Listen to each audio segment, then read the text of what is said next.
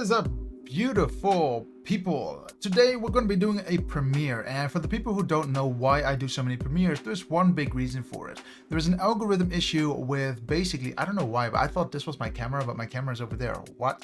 But the reason why I do premieres actually is because when you live stream on YouTube and you want to review any type of K-pop videos, the chance that you get unmonetized doesn't exist. So in other words, you can either live stream it or you can't. And a lot of you guys already know about it, that some of my live streams were just taken down or they get shut off for a few minutes, you know, and that's quite irritating. That's frustrating not only to me, but also you guys. And I don't want to do that to the community. Now, as a gray zone, I did find out that, hey, I can be semi-live and I can review music videos. And I thought this is the perfect opportunity. You know, let's go look at a movie, look at a music video. As you can see already by the title, we're going to be looking at ONEUS, the theater. You know, I already was amazed when I saw this name pop up on YouTube when I was like, wait, what? They actually have a theater version of a song? That is super, super nice, because I thought already they are very theatrical and I like that. But this is the only gray zone for me where I can actually review something while also being in the chat, so semi-live, and also not get an issue with YouTube. In other words, I do not get this video shut down for whatever reason. Like always as well, I don't want to edit this video. I'm going to keep it as natural as possible. Just pretend I'm live streaming, and I'm still considering to go forward and rebounce back my Twitch account. I think some of you guys actually clicked on the links because all of a sudden I'm getting followers, and I think that is super cool. So if you have actually considered to even check out Twitch, do so. You know, it's free, it's fun, and I'm not asking anything over there, but it's the only way how I can actually review basically these K-pop videos live, or any type of music or any type of content. I can understand why most of the YouTubers actually do that. That's the only way how we can look at stuff with fair use, of course, not just live stream it, but actually talk about it, pause it without any issues. And if you do that on YouTube, you do it too much, you can even get a strike, and I don't want to get it. I don't want to risk losing this channel nor the community. I think you guys are great and the support is amazing. I mean, I even woke up today and I was like, wow, we're so close to 1,500 subs, like literally only a couple away, you know. And guys, thanks a lot for that support. So if you haven't yet, please just make sure you are subscribed, and let's be part of the community and also grow there. And the same goes for Patreon. You know, guys, thank you very much for being there and growing the channel a little bit with me, and also growing the Patreon. I mean, I'm trying to focus more a little bit on exclusive content as well, things that I cannot show on YouTube and I only want to show directly on Patreon. So if you're interested, go check out the Patreon as well. There are benefits for everyone. Someone even asked me if I can put up a 10 euro tier because they want to just not only support the channel more, but also the extras that I want to offer to, you know, the tier itself, you know, for example, the charity. And I might consider that. I still think that's a lot of money to ask, but I don't want to enforce anyone, you know, to sub, you know, or become part of the Patreon. It's not enforcing it, but it will support the channel a lot. All the money that I do make there, I want to put into the channel. I want to put into challenges, maybe even travel a little bit, and let's see what we can do with it. That's the best. I mean, I just appreciate it. So everyone who joined in, and you would have seen all their names most likely already before the video, so thanks a lot for that. And for now, I'm just going to say, guys, let's get into ONEUS, the theater edition. The Shut Up and Crazy Hot. I don't know what the song name actually is. It seems like it's Shut Up something something in Korean and Crazy Hot. Let's just find out what it is. I'm very curious. I'll be honest, you know, I could lie here and say I didn't watch it, but here I really did watch it once. And I must say, this is very interesting. It somehow gives me the vibe of the Manifesto film from ON and BTS. And I'm not trying to say that they are very similar. I just like these kind of videos where most of it is filmed in one go. I know there are clear cuts here. I've seen them already. We can point them out in the video. But I must say, I really like these Manifesto theater editions of music videos. Great, great, great. I would just say, let's just start it and see what it has to offer.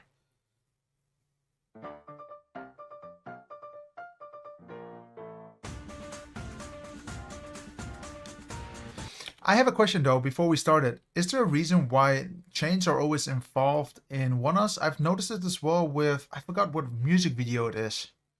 It's one of the ones that I review, but there were also chains, and I have a feeling chains are part of their thing. Like, I'm not really sure. Like, are they supposed to be bound to one another, you know, as we can see here? But like I say, let's just continue watching. I really do enjoy these type of videos. Very theatrical.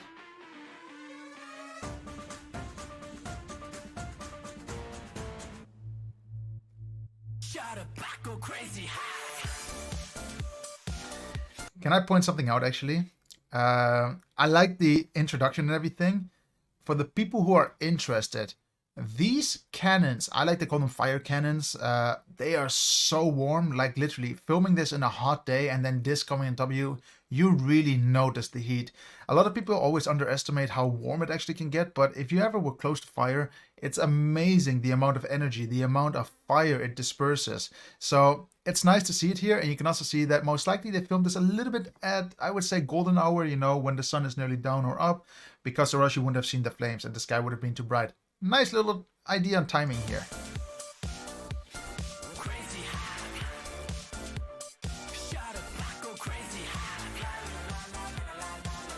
I really like the camera work here as well again. It really follows the choreography, and I think this is fantastic. I think if you focus or try to create a video that is focused on choreography, try to make the camera work not boring, try to push it a little bit to the boundaries in the sense of let it follow the grip of the production itself. And what you can see here, there's a lot of post work. So in other words, they're tracking the people in post, you know, the camera movements are not done in real, but then again, it's also mixed with some real movements. And I like that. Very simple, a lot of focus needed, but it's good. See again, following the choreography left to right. Really nice.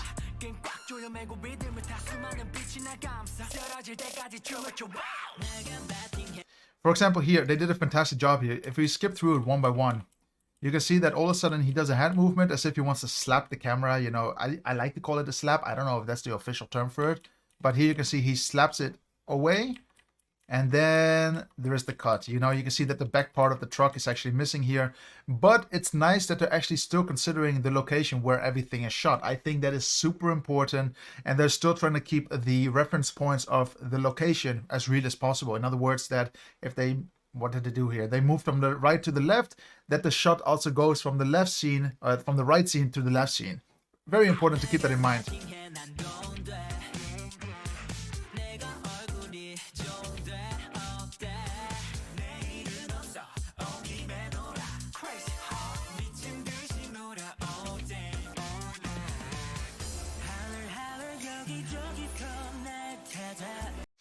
Something really weird. I have a feeling these choreographers, by the way, I have a feeling I saw them before. I could be completely wrong, but I have a feeling that they keep on using the same choreographies, you know, those extras in all different videos. I think that's cool. I think that's normal. You know, if they're really good choreographers, why not use them? It's part of the talent, you know, that they have. It's also what they train for really hard.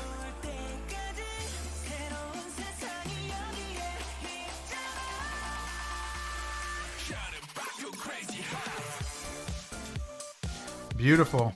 I am I mean, for the people who are interested really quickly, when I started my production company back in 2015, it actually started with drones. So it's really cool, you know, to see shots like this done with drones. I've seen them as well with the Manifesto video with On, and most likely they took a bit of inspiration from there because these drone shots are super, super cool. One thing I don't know if I should show it to you guys, but maybe I will. The one thing that I always think is amazing about this, let me actually Google it really quick, is the sound of these drones, because people think that it's just something hovering over them and flying around, but these things are super loud. Let's have a look if I can get a video. I mean, let's go just very quickly, okay? Just listen to the sounds. And the way you hear it like this, I know it because I flew with these as well. It's actually how it sounds. Can you imagine the amount of sound going through the air while filming this choreography? It must be so disrupting and also kind of fearsome, you know? Or not fearsome, fearful. To just hear this like a billion bees trying to hum you down. Do you hear it? But it's a very unique sound. But imagine that sound while making this production. It's so weird how they hide it really good, but I always think that it must be amazing to also dance with a drone going around, because it is still intimidating. You know, if one of those things flies into someone, it might hurt. It's not something that just goes, okay, everything is fine. Those blades can cut into flesh. I've seen that as well, and I felt it as well. Yeah, but really cool shots. You can get amazing shots with drones. Very dynamic shots.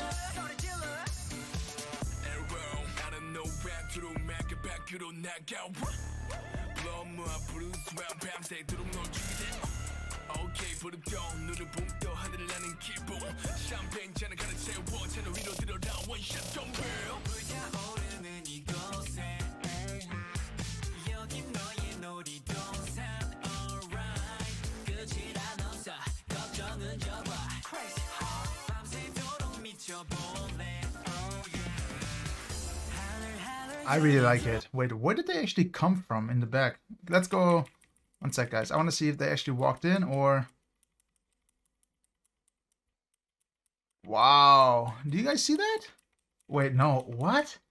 Where did they come from? Did they go in? One sec. I want to analyze this for a second. So, you see them dancing. I'm just curious if they added this in post or not. So you see them dancing. All of a sudden you see people walking in black in the back.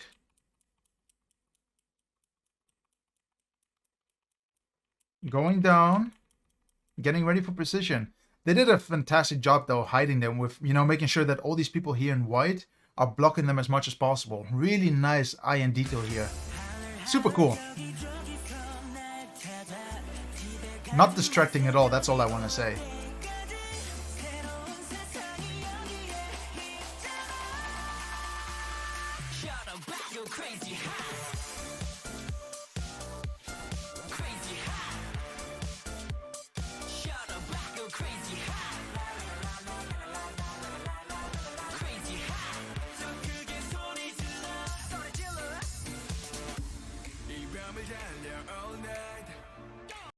Very nice way of doing a transition as well. A lot of YouTubers do this in most cases, where they want to go from one transition to the other. Just block up the camera and then unblock it as well, because it just gives you enough room to go from any location to the other.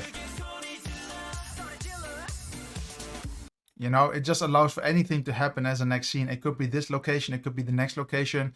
I'm not a big fan of it too much. I just think it's always... I have a fear that... I don't know why. I did this once, and I did this with a person. The problem is that he basically hit the camera a bit too hard that nearly broke the gimbal. But then again, it might just be my fault. It might have been the person's fault. It's not something I like. I don't like people touching the camera, but most likely what they did here is they just zoomed into it. Or they had it handheld, you know, so he can really put pressure into his hand. Might also be possible. Maybe there's going to be a behind the scenes, you know, with this video. I don't really know.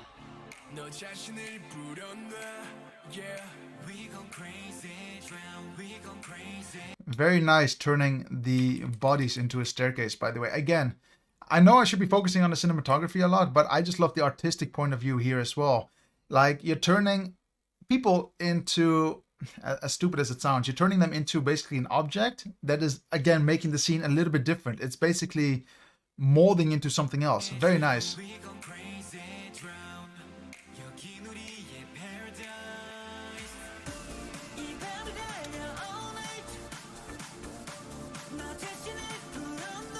But it's a very easy to follow video. Left, right, easy in the middle. Very nice.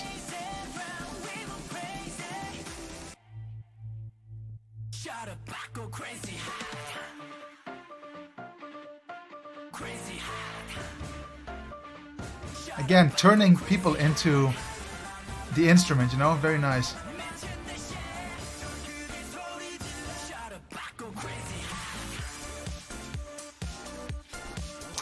A little bit of a weird cut, to be honest, because if you look at it from here, oh, sorry, we have to go back even further. I thought we were there. So we have the cannons again, but how would they have continued the shot here if everyone was pointing down? You know, you can see that they had to redo the shot completely. I'm just curious why there's such an aggressive jump from them all looking into each other, basically, to all of a sudden ready to dance. I wonder how they would have done this in a live performance, but that's something that we need to find out, you know, in a live performance.